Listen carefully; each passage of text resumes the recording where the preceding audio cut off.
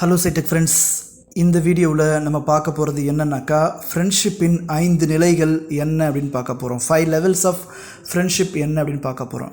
இந்த வீடியோ பார்க்குற நீங்கள் நிச்சயமாக உங்களுக்கு ஒரு நண்பர் இருப்பாங்க, ஒரு தோழி இருப்பாங்க, சரியா? ஸோ உங்களுக்கு அந்த தோழியை தாண்டி, அந்த தோழனை தாண்டி, இந்த ஃப்ரெண்டை தாண்டி இன்னும் நிறைய பேர் கூட தெரியும். உங்களுக்கு நிறைய பேரோட பழகுவீங்க, நிறைய பேரோட பேசுவீங்க. ஆனால் ஒரு சில பேரை மட்டும்தான் நீங்கள் ஃப்ரெண்டாக, உங்கள் மனசுக்கு ரொம்ப பிடிச்ச ஒரு நெருங்கிய நண்பராக நீங்கள் முடிவு பண்ணுவீங்க. அவங்கக்கிட்ட மட்டும்தான் நீங்கள் ஷேர் பண்ணுவீங்க. இப்படி நிறைய பேரோட பழகினாலும் ஏன் ஒரு சில பேரை மட்டும் நீங்கள் ஃப்ரெண்டாக நினைக்கிறீங்க அப்படின்றதுக்கு ஒரு 5 விதமான படிகள் இருக்குது. எல்லாரையுமே நம்ம எடுத்த உடனே அவங்கள நம்ம ரொம்ப நெருங்கிய நண்பராக நம்ம ஏற்றுக்க மாட்டோம்.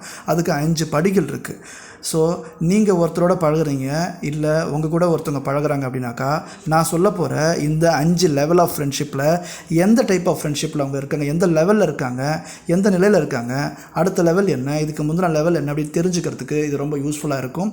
இதை பொறுத்து நீங்கள் அவங்ககிட்ட ஒரு விஷயத்த சொல்லலாமா, வேணாமா, ஷேர் பண்ணலாமா, தெரிஞ்சுக்கலாமா, எதை சொல்லலாம் அப்படின்றத புரிஞ்சுக்கிறதுக்கு இந்த வீடியோ ரொம்ப யூஸ்ஃபுல்லாக இருக்கும்னு நினைக்கிறேன். நான் ராஜ்குமார், உளவியல் சிகிச்சையாளர், சைக்கலாஜிக்கல் டெக்னிக்ஸ், ஐடி தமிழ் மூலமாக இந்த வீடியோ கொடுத்துட்ருக்கேன். தொடர்ந்து நம்ம சைக்காலஜி சம்மந்தப்பட்ட விஷயங்களை, நிறைய விஷயங்கள் நம்ம பார்த்துட்ருக்கோம். இந்த வீடியோ நிச்சயமாக உங்களுக்கு பயனுள்ளதாக இருக்கும்னு நினைக்கிறேன். இந்த வீடியோக்கு சேனலுக்கு புதிய வந்தாக்கா நிச்சயமாக நீங்கள் முதல்ல சப்ஸ்கிரைப் பண்ணி வச்சுக்கோங்க. இந்த வீடியோ நிச்சயமாக யூஸ்ஃபுல்லாக இருக்கிற சமயத்தில் உங்களுடைய ஃப்ரெண்டுக்கு நீங்கள் இந்த வீடியோவை ஷேர் பண்ணுங்கள். சரி, வாங்க வீடியோக்குள்ளே போகலாம். 5 levels ஆஃப் ஃப்ரெண்ட்ஷிப்பின் 5 நிலைகள். முதல் லெவல், ஒரு நபர் உங்களோட பழகுறாங்க, ஒரு நபரை நீங்கள் பார்க்குறீங்க, அவங்க எந்த மாதிரி ஒரு ஃப்ரெண்ட்ஷிப்பாக இருப்பாங்கன்னு கேட்டாக்கா ஸ்ட்ரேஞ்சர்ஸ் அப்படின்னு நம்ம சொல்லலாம். ஸ்ட்ரேஞ்சர்ஸ் அப்படின்னாக்கா அதிகம் தெரியாதவர், அவர் ஒரு அந்நியர். ஆனால் அவர்கிட்டையும் நீங்கள் பேசுவீங்க. இவங்களை நம்ம எப்படி எடுத்துக்கலாம் அப்படின்னு கேட்டாக்கா, உங்களை பற்றி நான் கேள்விப்பட்டிருக்கேன், இவர் இருக்காருன்னு தெரியும். எங்கேயாவது பார்ப்பேன், நான் ஸ்மைல் பண்ணுவேன், எங்கேயாவது பார்ப்பேன், ஒரு ஹாய் சொல்லுவேன், ஒரு முகபாவனையை மட்டும் செஞ்சுக்கிட்டு இருக்கிற ஒரு friend. I know of you அப்படின்னு, உங்களை பற்றி எனக்கு தெரியும் சார், உங்களை பற்றி கேள்விப்பட்டிருக்கேன் சார் அப்படின்னு சொல்லக்கூடிய ஒரு பழக்கம். இதுதான் ஸ்ட்ரேஞ்சர் லெவல் ஆஃப் ஃப்ரெண்ட்ஷிப் அப்படின்னு நம்ம சொல்லுவோம். இந்த மாதிரியும் உங்களுக்கு இருப்பாங்க. இதுதான் முதல் நிலை ஆஃப் ஃப்ரெண்ட்ஷிப். ஸோ இதுவே கொஞ்சம் நெருங்கின பட்சத்தில் இது 2ஆம் நிலைக்கு போகிறதுக்கு வாய்ப்பு இருக்குது. அது என்ன சொல்கிறோம் அப்படின்னாக்கா, அக்வைண்டன்சஸ் அப்படின்னு நம்ம சொல்லக்கூடிய நபர்கள். இவங்களை நம்ம என்ன சொல்கிறோங்க அப்படின்னாக்கா, தெரிந்த நண்பர் அப்படின்னு சொல்லுவோம். தெரிஞ்சவருங்க, எனக்கு வேண்டியவருங்க எனக்கு அப்படின்னு சொல்லுவோம். முதல்ல ஸ்ட்ரேஞ்சராக இருக்காங்க, அதிக அறிமுகம் இல்லாத ஒரு நபராக இருக்காங்க. அதுக்கப்புறம் ரொம்ப அடிக்கடி பார்க்கறதுனால ஒரு தெரிஞ்ச நண்பர், ஒரு தெரிந்த லெவலில் இருக்கக்கூடிய ஒரு நண்பராக இருப்பாங்க. இவங்க நம்ம என்ன சொல்லுவோம், ஐ நோ யூ அப்படின்னு சொல்லுவோம். அதுவும் அவரை பற்றி எனக்கு தெரியும். முதல்ல அவரை பற்றி நான் கேள்விப்படுறேன், இப்போ அவரை பற்றி எனக்கு தெரியும், அவர் யாருன்னு எனக்கு தெரியும். ஓகேங்களா? அந்த லெவலுக்கு எனக்கு தெரிஞ்சிருக்கு. இதுதான் நம்ம என்ன தெரிந்த நண்பர் அப்படின்னு நம்ம சொல்கிறோம். இந்த லெவலை கடந்தது வரைக்கும் 3ஆவது லெவலுக்கு அவங்க போவாங்க. அதுதான் என்ன சொல்கிறோம், கேஷுவல் ஃப்ரெண்ட்ஸ் அப்படின்னு நம்ம சொல்லுவோம். சரிங்களா? கேஷுவல் ஃப்ரெண்ட்ஸ்ன்றது சாதாரண ஃப்ரெண்ட்ஸ். ஸோ அவர் எனக்கு ரொம்ப பிடிக்கும் அப்படின்னு சொல்லுவாங்க. அவர் எனக்கு ரொம்ப பிடிக்கும், அவரை பற்றி எனக்கு தெரியும், முதல்ல கேள்விப்பட்டிருக்கேன், அவர் யாருன்னு தெரியும், இப்போ அவர் எனக்கு ரொம்ப பிடிச்சவர், அவர் மேலே எனக்கு மரியாதை இருக்குது, அவர் ரொம்ப நல்லவர் அப்படின்னு ஒரு ஒப்பீனியன் வச்சுருப்போம் இல்லையா? ஆனால் அவரோட அதிகம் பழக மாட்டோம். ஸோ அவங்க தான் கேஷுவல் ஃப்ரெண்ட்ஸ் அப்படின்னு சொல்லக்கூடிய சாதாரண நிலையில் இருக்கக்கூடிய ஃப்ரெண்ட்ஸ் அப்படின்னு சொல்லுவாங்க. இது 3ஆவது நிலை. முதல் நிலை கடந்து 2ஆம் நிலை கடந்து 3ஆம் நிலைக்கு வந்துடுது. இந்த கேஷுவல் ஃப்ரெண்ட்ஸையும் தாண்டி அடுத்து 4வது க்ளோஸ் ஃப்ரெண்ட்ஸ் அப்படின்ற ஒரு நிலைக்கு வருவாங்க. இந்த க்ளோஸ் ஃப்ரெண்ட்ஸ் அப்படின்னாக்கா கொஞ்சம் நெருக்கமான நண்பர்கள்.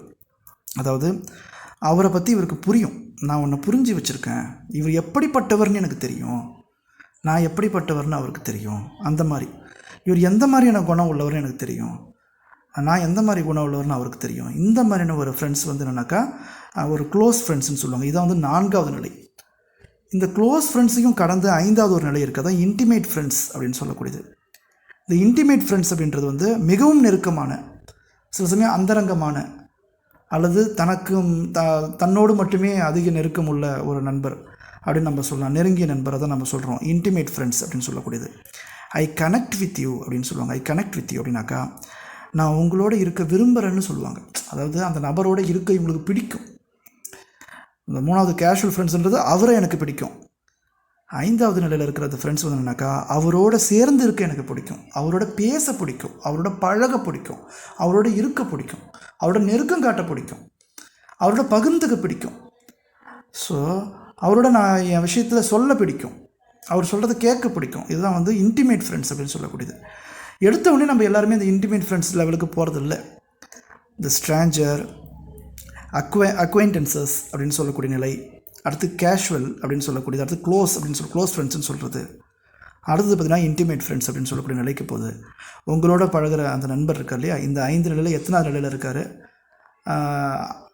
எந்த நிலையில் அவரை நீங்கள் வச்சுருக்கீங்க, நீங்கள் இன்னொரு நபருக்கு எத்தனாவது ஒரு நிலையில் ஃப்ரெண்ட்ஸில் இருக்கீங்கன்னு தெரிஞ்சுக்கிறதுக்கு இது நிச்சயமாக யூஸ்ஃபுல்லாக இருக்கும். தொடர்ந்து சைக்காலஜி சம்மந்தப்பட்ட விஷயம் நம்ம டிஸ்கஸ் பண்ணிகிட்ருக்கோம். மைண்ட் ரீடிங் பற்றியும் பீப்புள்ஸை தெரிஞ்சுக்கிறத பற்றியும் நம்ம பார்த்துட்ருக்கோம். இந்த வீடியோவும் பீப்புள்ஸை உங்களோட பழகிறவங்கள தெரிஞ்சுக்கிறதுக்கும் உங்களை தெரிஞ்சுக்கிறதுக்கும் நிச்சயமாக யூஸ்ஃபுல்லாக இருக்கும்னு நினைக்கிறேன். உங்கள் ஃப்ரெண்ட்ஸுக்கு இந்த வீடியோ ஷேர் பண்ணுங்கள். இந்த வீடியோக்கு சேனலுக்கு புதிய வந்தாக்க நீங்கள் சப்ஸ்கிரைப் பண்ணி வச்சுக்கோங்க. பெல் பட்டனையும் கிளிக் பண்ணிங்க. அதன் மூலமாக தொடர்ச்சியாக நான் உங்களுக்கு வீடியோஸ் கொடுத்துட்ருக்கேன். அது உங்களை வந்து அடையும். நான் ராஜ்குமார், உளவியல் சிகிச்சையாளர். தேங்க்யூ ஃபார் வாட்சிங்.